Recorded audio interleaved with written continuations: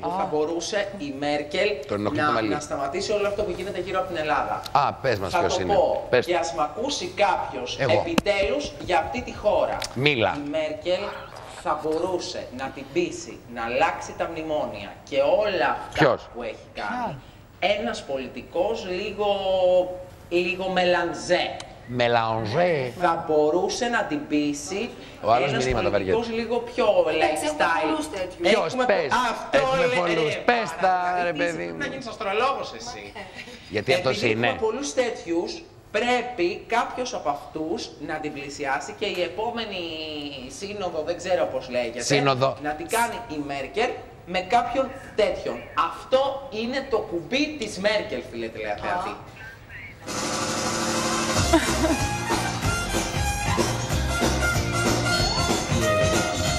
Την Τζουγκράνα γιατί την κρατάει, την ξύνει.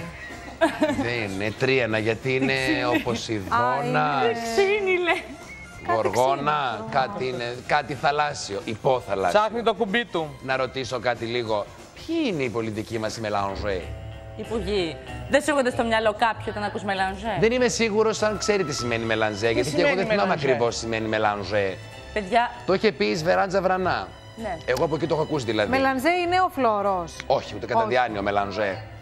Ο ερωτιάρης. Δεν είμαι σίγουρη ότι είναι και ο ερωτιάρης. Και ούτε εγώ, παιδιά, που ξέρω. Μπορεί να περιέχει και λίγο αλητεία, λίγο μυστήριο, λίγο αυτή η μουσική μπορεί να είναι μελανζέ.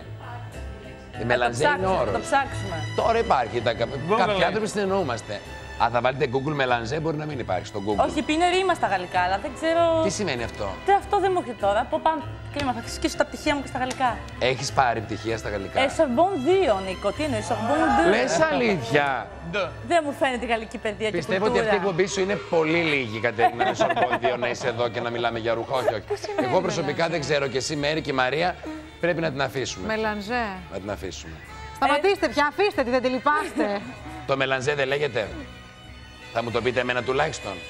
Πείτε μου τον Ουγγαρέζο! Την Ευαγγελινού! Τον Ουγγαρέζο! Την πίστανε! Το παλέτο της Ευαγγελινού! Του αξίζει! Στις Φιλιππινέζες! Στέλνω αυτή τη τηλεόραση για τα λίγα ρεπό που τους απομένουν, αφού οι άλλες οι γουμάρες δεν έχουν από το χωριό, στις Φιλιππινέζες! Congratulations! Μπράβο! Να είστε καλά! Yes, madam! Congratulations! Καταγγελία σοκ!